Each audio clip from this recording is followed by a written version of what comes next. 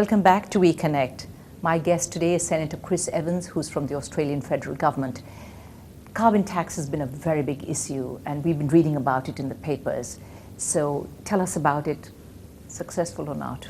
Well, we've provided leadership on this issue, as India has. We work very closely with India as part of the global push to address carbon in our economies. And at the moment, we're going to bring forward to the federal parliament legislation to bring in a carbon tax or a carbon price.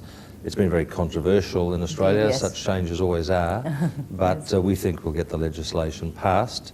And so next year we'll start putting a price on carbon, which we think will transform our economy and allow us to transition to a more cleaner, greener economy, while still relying in part on our traditional fuel sources like coal. Right.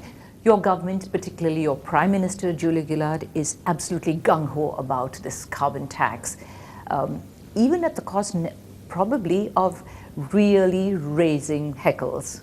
Look, it is highly controversial, but change always is. True. We believe this is a necessary change, and the government's determined to drive through. It's easy to oppose things, it's easy to be critical, and if you don't make change, you don't progress. Right. And this is a major change in our economy, but unless we limit the amount of pollution going into our environment, we are going to suffer. We are seeing warming, we are seeing sea levels rising. We have our neighbouring countries in the Pacific, some of those islands that are in real threat of their existence. So it's a serious worldwide problem. It does need a worldwide solution, but people will move at different times, but we're determined to tackle it seriously. Right. Your country is getting ready for CHOGM, which is the Commonwealth Heads of Government meeting in October. So how is that going? Look, it's looking very promising. We made a very intelligent decision to host it in my own city of Perth. So that's very patriotic yes, of you. Yes, well, we have our own regional jealousies as well. But yes, where is there not? Yes, but I mean, Perth is the city that faces the Indian Ocean. It's the city that's probably had more interaction with South Asia and Southeast Asia than any other city, and we're probably a bit more internationally focused than others. So it's a great place to hold CHOGM. The Queen's coming, leaders from all around the world are coming, and I think it'll be a great event. Right. You have a very big segment there and a lot of people coming to talk about education. And since that's your area, what do you anticipate will actually happen during that CHOGM? Well, I think education will be a big focus because increasingly people understand the importance of education, of skilling, but also the global nature of our economy now means that Australian companies need workers in Africa and India, other places who can work for them. And we have a lot of Australians who go overseas to work. People are more mobile these days, so they want qualification recognition, they want international skills. So I think there's an increasing focus on the way education needs to meet those needs. So we've got some very high-powered people coming to talk about education and also about its relevance for industry. And there are propositions about improving mining education in India and Australia to build those links. If we're going to be exporting to each other and mining together, then clearly having people who are professional in those fields is very important. Right. Will you, as Minister for Education, actually have your own agenda of what you'd like to push for at CHOGM?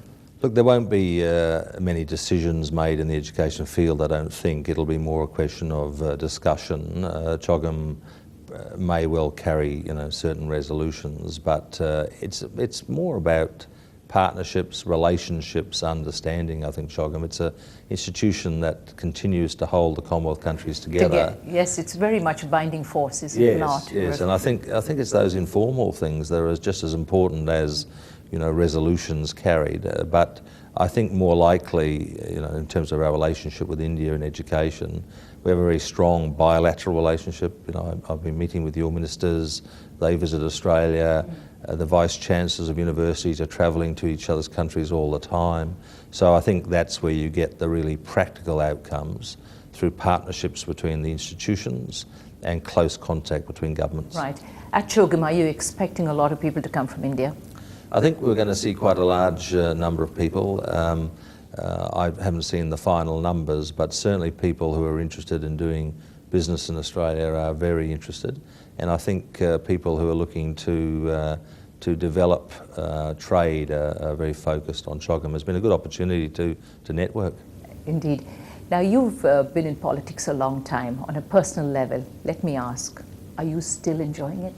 Well, look, I'm enjoying it. I spent a lot of time in opposition, so it's nice to be in government. But by Indian standards, I'm a very young man. That's true. We are not as generous about age in Australia as you are in India. So, but no, I very much enjoy it because it gives you a chance to make change, and education is the great enabler.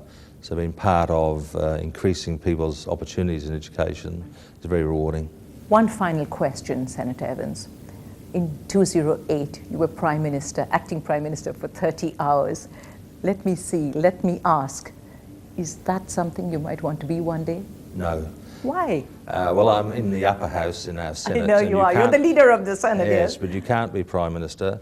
But no, it's not a job I seek. It's you have to give up too much of your personal life, and it's not something that I seek. And that includes bringing your wife to India to shop. That's right. Senator Evans, thank you very much indeed for being here with me today. My pleasure. Appreciate your time. Thank you. Well, that's all we have time for here on Reconnect. Don't forget to watch the show every single Saturday night at 9:30. It's the show on which you'll meet people who are interesting, people who are fascinating, and as I always say, people who have really something to teach us. And so until the next time, you take care. Bye for now.